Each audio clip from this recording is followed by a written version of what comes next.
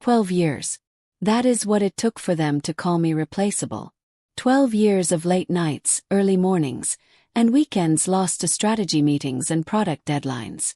So when I saw the subject line, organizational restructuring, please confirm meeting, my heart did not skip a beat.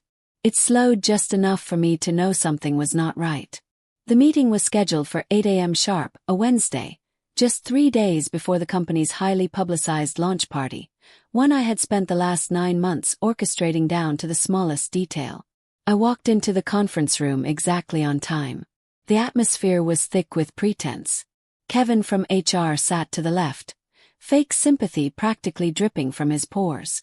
Across from him sat Andrew Harper, the freshly appointed chief executive officer who had taken over 6 weeks ago. No history with the company, no loyalty to its people, just sharp suits, LinkedIn buzzwords, and a plan to optimize performance. "Isabel, thanks for coming in," Andrew said, folding his hands on the table like he was about to offer me a promotion, not a pink slip. I smiled politely and sat down. "Of course. We will get straight to it," Kevin began. "In line with our new structural alignment, your role as Director of Brand Strategy is being phased out. The executive team appreciates your years of dedication, but the decision is final." Andrew did not blink. He just added, "You have been a valuable contributor, Isabel, but we are building a leaner, more agile team." Valuable, leaner, phased out. I glanced at the termination papers Kevin slid across the table. 12 years distilled into 3 printed pages. A severance that barely acknowledged my time or value. I could have cried, could have raised my voice, demanded an explanation. But I did not because I already knew this was coming. 3 weeks earlier, I had walked into the office late one night after forgetting my laptop. That is when I saw it, an open email on Andrew's screen. He had left in a hurry. The subject line read, "Isabel off the launch list. Replacement confirmed." I only needed a few seconds to read enough. It was dated a full month before any restructuring was announced. So I began preparing quietly, carefully, strategically. "I understand," I said, now my voice calm. "These decisions are never easy." They seemed almost disappointed by my composure, as if they were hoping for an outburst to make their job easier. Instead, I signed the papers, thanked them for their time, and stood to leave. "Oh, one more thing," Kevin said. "Per policy, your final day will be Friday. You will not need to attend the launch party." I almost laughed. Will not need to attend. I had built the launch from scratch, designed every invite, curated the guest list, and even booked the venue myself. And now, 3 days before, they were uninviting me from my own event. He nodded. Understood. But I had no intention of missing it. Back at my apartment that night, I opened my laptop and looked over the document I had been refining ever since I saw that email. It was not just a resignation letter or a legal complaint. It was a timeline, a chronologically ordered list of every campaign, product, and brand milestone that I had led or built from the ground up. Each entry included names, proof, file backups, and emails. And at the bottom of that document, a copyright certificate. Because 9 months ago, when the launch theme was still an idea on a whiteboard, I had pitched something bold. A new branding language, tagline, and visual system for the product. They loved it. Until Andrew took over and stopped inviting me to creative meetings. What they did not realize, I had filed for copyright of the full launch identity under my own name, as the original creator, on personal time using my own tools. Legal, clean, traceable. I saved the document as a PDF, titled Launch Gift Isabel.pdf, and attached it to a scheduled email. The recipient, Andrew Harper. Delivery time, 9:30 p.m., precisely 20 minutes after his toast at the launch party. I smiled to myself as I hit schedule. Let them have their champagne, their applause, their hollow words. Because I was not just walking out. I was going to make sure they remembered me. By Thursday morning, the office buzzed with launch party energy. Florists delivering centerpieces, interns rushing around with gift bags, and marketing leads reviewing press kits for the 200-plus guests expected to attend. TechVision's rebrand was about to go live. And the buzzword of the week was transformative. No one looked twice at me. That was the beauty of being invisible after they have decided you are already gone.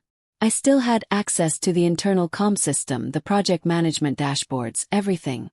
They had not revoked a thing. Andrew did not even bother speaking to me again. He was too busy being photographed for business magazines, flanked by people half my age and twice as loud.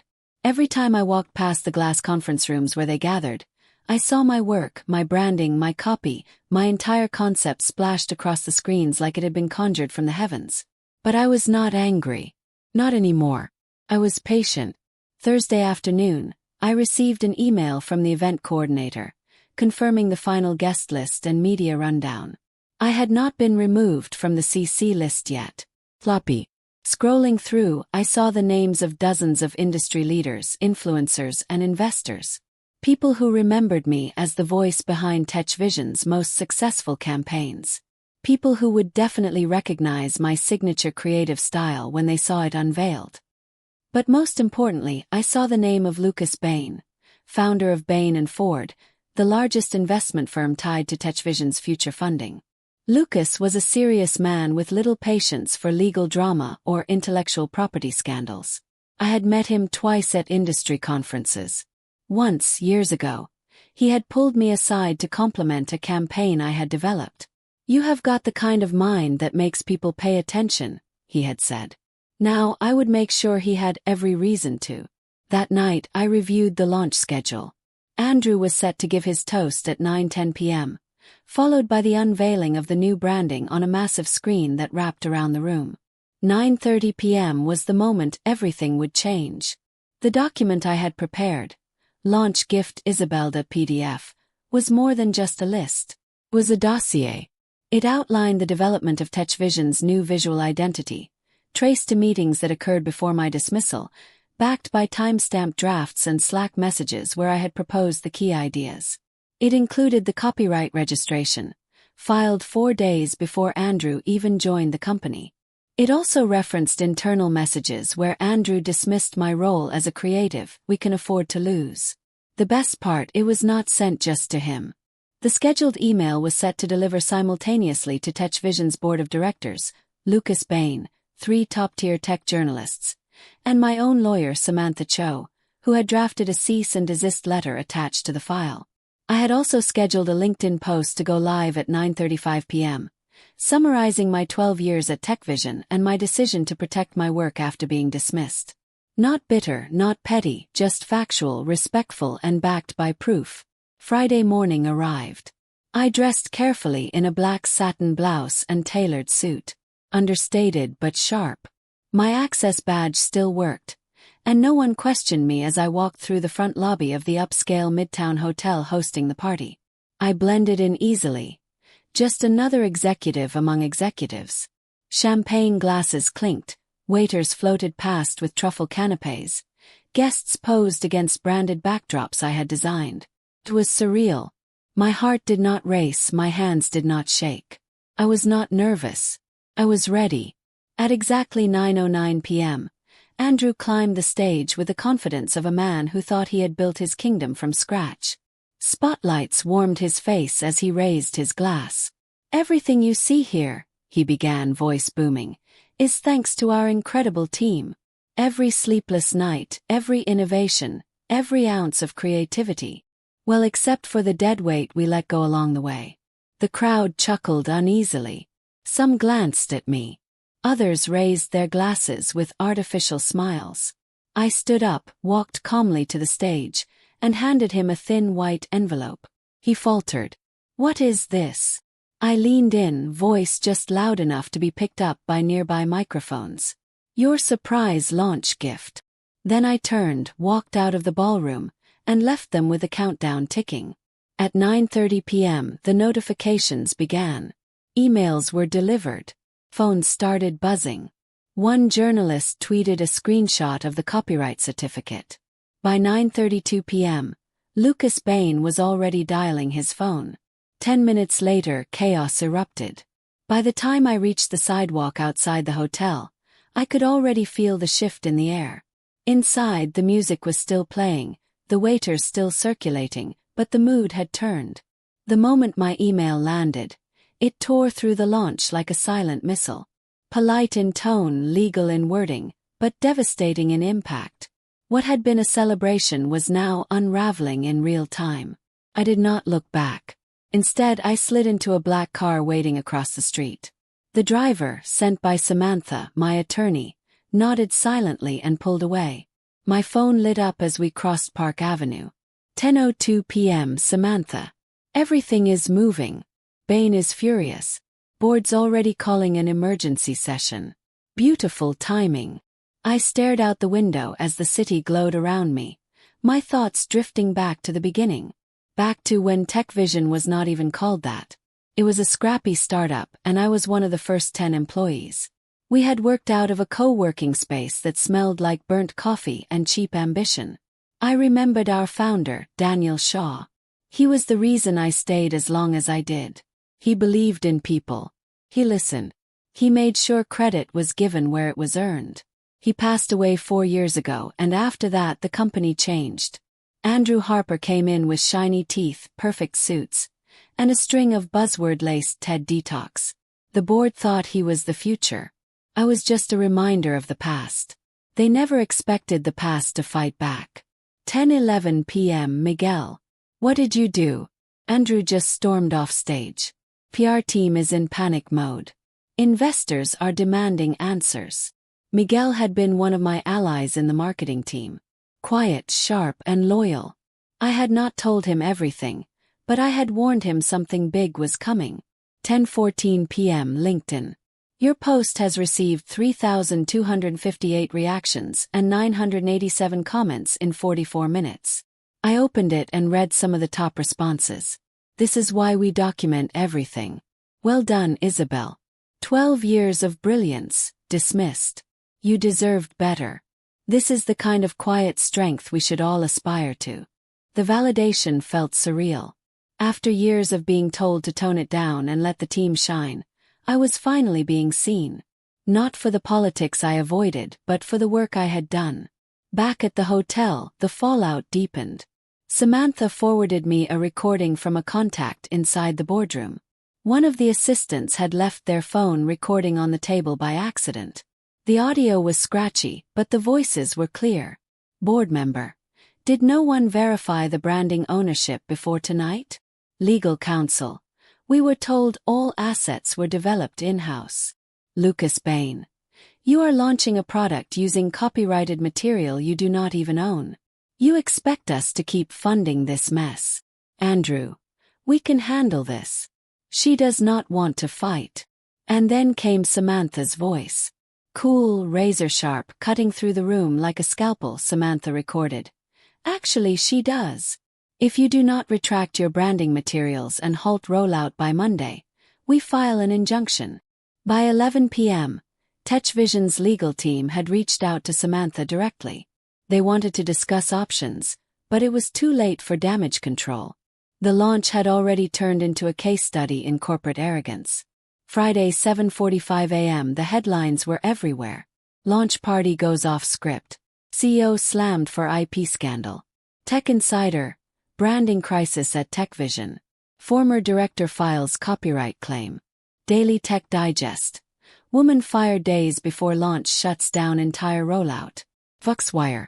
TechVision's stock dropped 6% before the market even officially opened. Meanwhile, my inbox was flooding. Recruiters, journalists, startups, old colleagues I had not spoken to in years. One message stood out. A personal note from Daniel Shaw's widow, Claire. Subject, he'd be proud of you. I sat on the edge of my bed, holding my phone like it weighed 100 pounds. That simple sentence brought the tears I had not let fall during the meeting, the dismissal, or even the walkout. Because beneath all the strategy and planning, the legal protections and public posts, there was something deeper. This was not revenge. This was justice. By Monday morning, TechVision was in full damage control.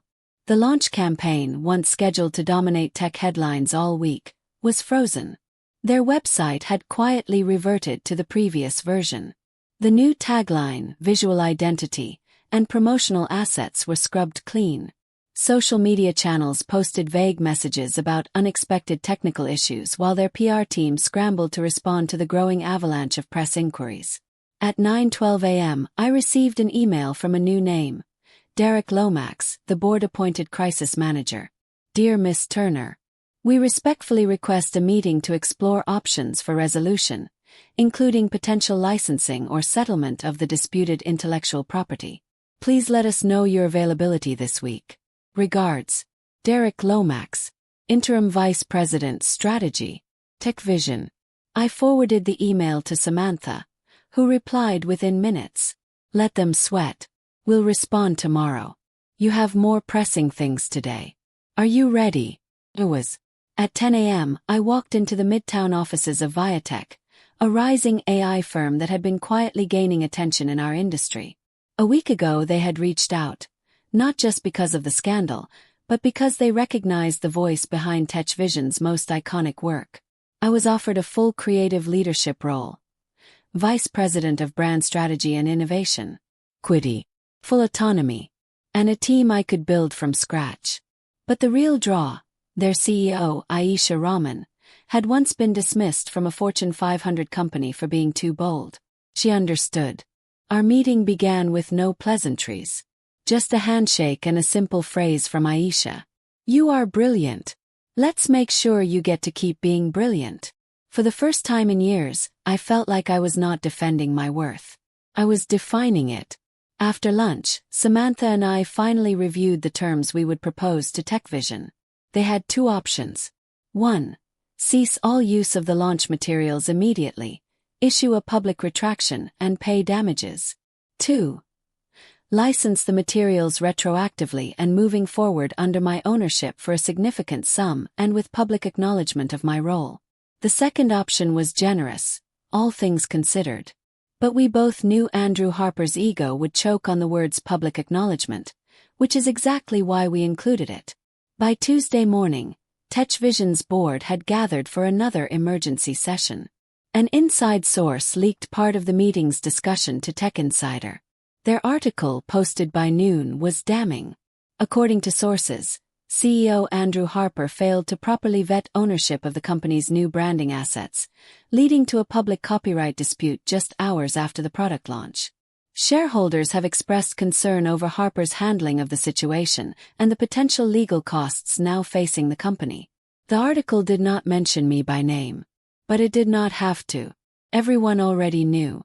10:43 a.m. Miguel. Andrew just got booted from today's strategy call. Board is furious. Rumor is he's being reassigned. 10:55 a.m. LinkedIn DM from Lucas Bain. Let me know when you're ready to talk. I think you've earned more than a new title. I did not answer yet. I was not finished watching it all unfold. By Wednesday, TechVision released an official statement finally acknowledging oversights in the development and attribution of creative materials related to the recent product launch. My name was mentioned formally this time. A line buried at the bottom read, "We are currently working toward a resolution with Miss Isabel Turner and her legal team." It was not an apology, but it was a beginning. That afternoon, Aisha and I finalized my contract with Viatech. When the Human Resources Director asked if I wanted to post a formal hiring announcement right away, I smiled and said, "Let's wait until Friday." Because Friday marked exactly 1 week since the launch party. 1 week since Andrew raised a glass and called me dead weight. And I had one more surprise in store. Friday morning dawned bright, cool, and full of promise. Exactly 1 week since I had stood in front of a room full of executives and handed Andrew Harper a gift he never saw coming. I arrived at Viatech headquarters in my new role as Vice President of Brand Strategy and Innovation. The office was already humming with energy. Designers whiteboarding product concepts, marketers refining campaign timelines, engineers discussing rollout plans. It was a stark contrast to TechVision's culture of top-down orders and approval bottlenecks. Here people moved with purpose, with respect. I set my bag down in my new office, larger than my old one, but less about status and more about space to think, and opened my laptop.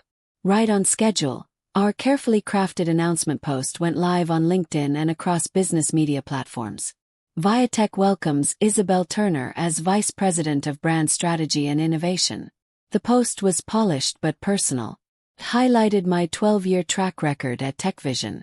Credited me for leading their most successful campaigns and announcing the beginning of a new chapter, one rooted in transparency, collaboration, and visionary work. The final line read, "Because innovation deserves not just recognition but protection." Within 30 minutes, it was trending. Hundreds of likes, dozens of supportive comments from former colleagues, fellow creatives, even a few old rivals who could not help but tip their hats. 9:34 a.m. Samantha. Their general counsel just called.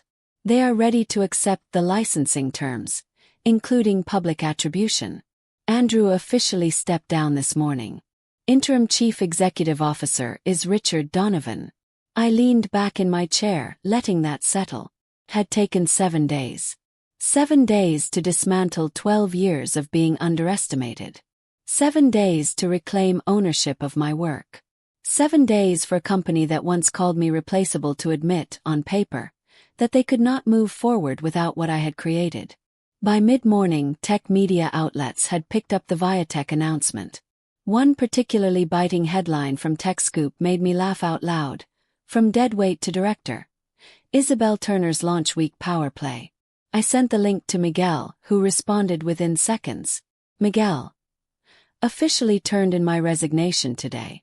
Starting with Viatech on Monday. You were right, they never saw it coming.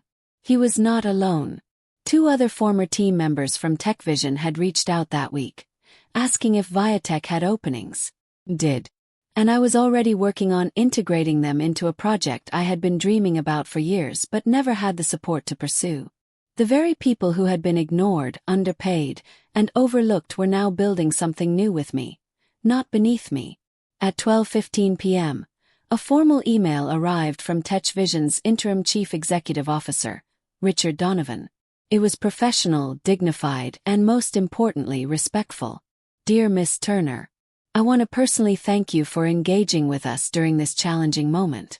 On behalf of the board, I apologize for how your contributions were handled in the past. We have agreed to your licensing terms and will issue a public acknowledgement this afternoon. We have also initiated internal reviews to prevent this from happening again. I hope this resolution offers closure and that your next chapter is filled with the recognition you have always deserved. Attached to the email was the draft of TechVision's public statement.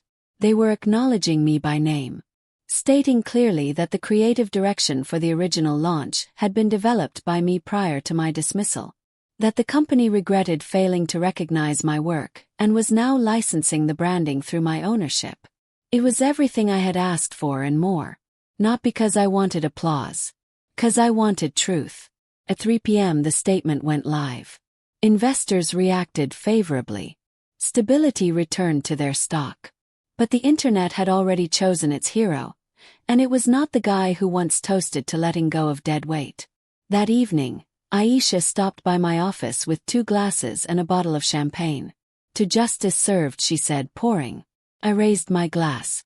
And to starting over stronger. As the sun dipped behind the skyline and our glasses clinked, I knew something deep in my bones. This was not just a win.